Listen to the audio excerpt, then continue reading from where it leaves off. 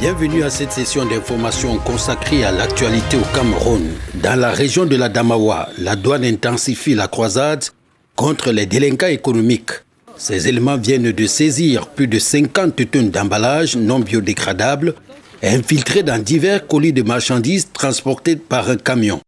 La cargaison présentée à la presse a été remise aux responsables de la délégation régionale de l'environnement, de la protection de la nature et du développement durable, qui, sans attendre, ont procédé à sa destruction. Outre les produits prohibés, la douane a aussi mis la main sur un important stock de marchandises taxables non dédouanées. Nous vous proposons de suivre le chef-secteur de douane Aïdio Norbert et le délégué régional de l'environnement de la Damawa, Seydou Sidiki. Tous s'expriment au micro de notre correspondant dans la Damawa, Awal Mohamedou. Je remercie tous les collaborateurs, que ce soit de l'opération Alcomi ou alors des collaborateurs du secteur de douane de la Damawa qui font le même travail, de les exhorter à d'aller de l'avance et de continuer avec bravoure ce combat. Ce sont des emballages qui n'ont pas de permis environnemental, qui sont légers, qui viennent souvent des pays voisins.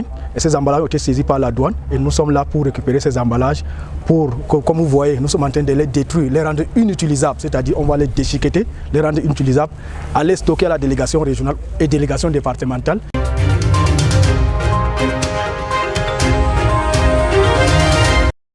Recrudescence des noyades dans le fleuve Benue, c'est dans la région du Nord. Depuis la fermeture des établissements scolaires suite à l'avènement du Covid-19, une dizaine d'élèves ont trouvé la mort par noyade dans le fleuve.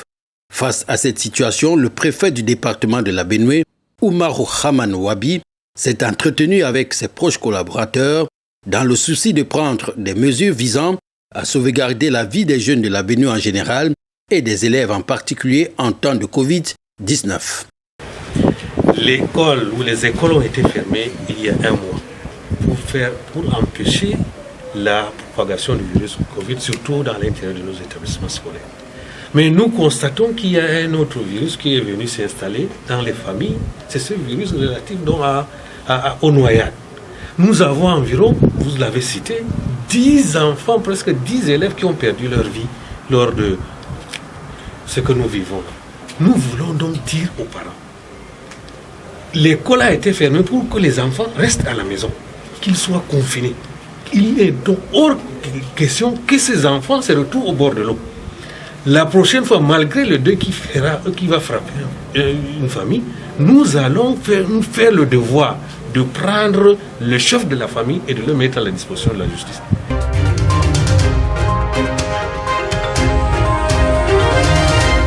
La rumeur largement répandue sur les réseaux sociaux a été stoppée net par le ministre des Finances, Louis-Paul Moutazé. Cette rumeur faisait état de ce que le grand argenté national aurait opposé une fin de non-recevoir suite à la demande de son collègue, le ministre de l'administration territoriale.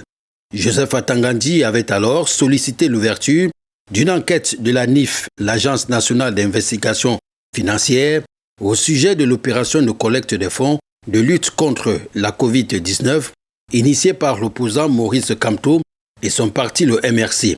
Dans un communiqué, Louis-Paul Moutazé, le ministre des Finances, indique n'avoir jamais opposé une fin de non-recevoir à son collègue et de préciser qu'il s'agit d'un fake. Il affirme que toutes les informations et déclarations qui lui sont prêtées dans ce faux document en circulation ne sont que pures allégations et mensongères.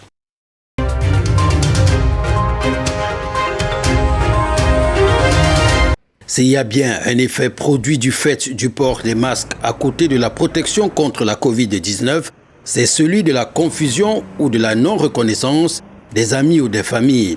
À Yaoundé, les habitants avouent leur manque de lucidité causé par le cache-nez. Le cache-nez, c'est un peu comme un masque. Du moment où ça vous couvre la bouche jusqu'au niveau des narines, tout près des yeux, là, c'est un peu pas facile de reconnaître visuellement une personne qu'on a l'habitude d'être avec. Donc ce n'est pas facile. J'ai traversé 2 ou 3 connaissances en cours de route. C'est quand on se rencontre plus tard, quand on se dit mais j'ai cru avoir aperçu ta silhouette traverser. Bon, et c'est le masque. Sans les remarquer, puisque Pour remarquer même quelqu'un avec le masque, c'est un peu difficile. Un ami, des amis, ça va les remarquer. Ça revient après, donc après peut-être même 10 minutes, tu te... Bon. Parce qu'il y a une personne que tu côtoies, même la marche peut faire, mais la face, c'est un peu... À plusieurs reprises, on appelle ça souvent les gens, on n'arrive pas à les détecter parce que le visage a changé. D'ailleurs, si la personne ne t'appelle pas par ton nom, et tu vas dire que gars, c'est comment ça. Donc vraiment, au cache-nez là, ça change nos visages.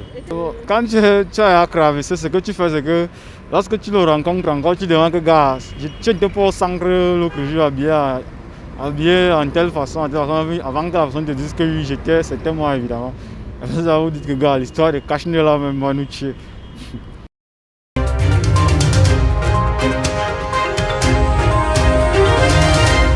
L'esplanade de la mairie de Berthois Premier a servi de cadre en fin de semaine dernière à la cérémonie de remise du matériel d'hygiène des centres de santé publique de l'Est, soit 14 districts de santé. Le dit matériel est constitué de cartons de savon, de bidons d'eau, de javel et de 5000 masques. Pour l'élite regroupée autour d'une plateforme de développement de la région de l'Est, il est question de permettre aux populations du Soleil Levant de lutter efficacement contre la propagation du virus, comme le confirme le porte-parole des élites de l'Est, Armand Diodom, au micro de Pascal Hugo Tchofo. L'Est a pensé qu'elle devait, à son niveau, prolonger l'action du gouvernement, densifier les mesures prises par le chef de l'État, de manière à les communiquer, à faire en sorte que la région de l'Est s'approprie ces mesures pour mieux se protéger contre la pandémie. C'est l'objet justement du message qui est le nôtre, qui a été d'abord un message pédagogique par la sensibilisation et qui aujourd'hui est matériel, qui se traduit par ces équipements que nous mettons à la disposition de monsieur le gouverneur de la région pour le bien de nos communautés. Armand Diodom, qui était accompagné pour la circonstance des députés du Soleil Levant, a symboliquement remis le kit d'hygiène au gouverneur de la région de l'Est qui, à son tour, l'a remis au délégué régional de la santé publique, le docteur Anissé Désiré Mintop, qui exprime sa gratitude au micro de Pascal Hugo Tchofo. Ce don vient à point nommé. Parce qu'il faut le rappeler, le gouvernement, à travers le ministère de la Santé, vient de décider de la décentralisation de la gestion de la crise. Et l'axe sensibilisation, mobilisation sociale est un axe important. L'axe prévention des infections est un axe important pour vaincre, pour arrêter la transmission. Donc ce don qui est constitué non seulement des cache-nez, mais également du matériel de désinfection et aussi d'un important lot de savon va permettre à ce que le lavage des mains soit systématique, soit accompagné, que les populations soient sensibilisées, que les démonstrations puissent se faire. La cérémonie s'est déroulée dans le strict respect des mesures gouvernementales. La région de l'Est, faut-il le rappeler, enregistre 2 cas de Covid-19 actuellement sous traitement à l'hôpital régional de Berthois.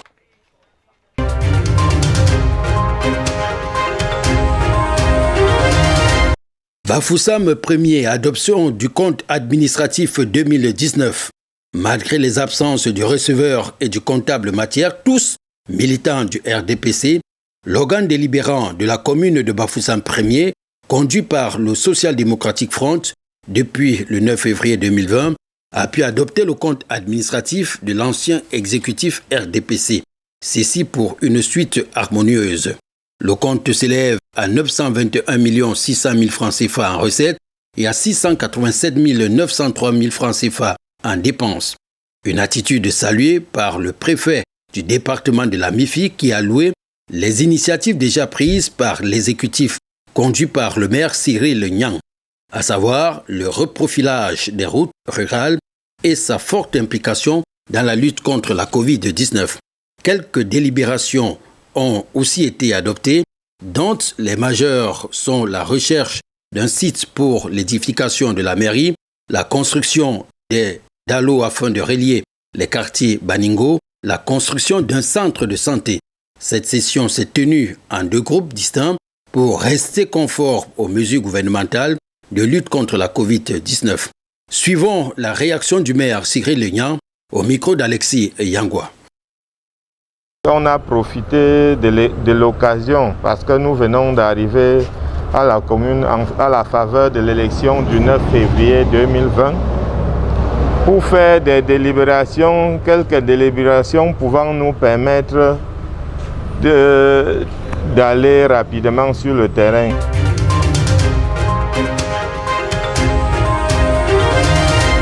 À Bamenda, dans la région du Nord-Ouest, les organisations de la société civile se plient en 4 pour apporter leur contribution dans la lutte contre la Covid-19. C'est le cas de l'association Fed qui s'est rendue au marché de Bamenda pour faire des dons, tout en sensibilisant les populations sur le danger du coronavirus.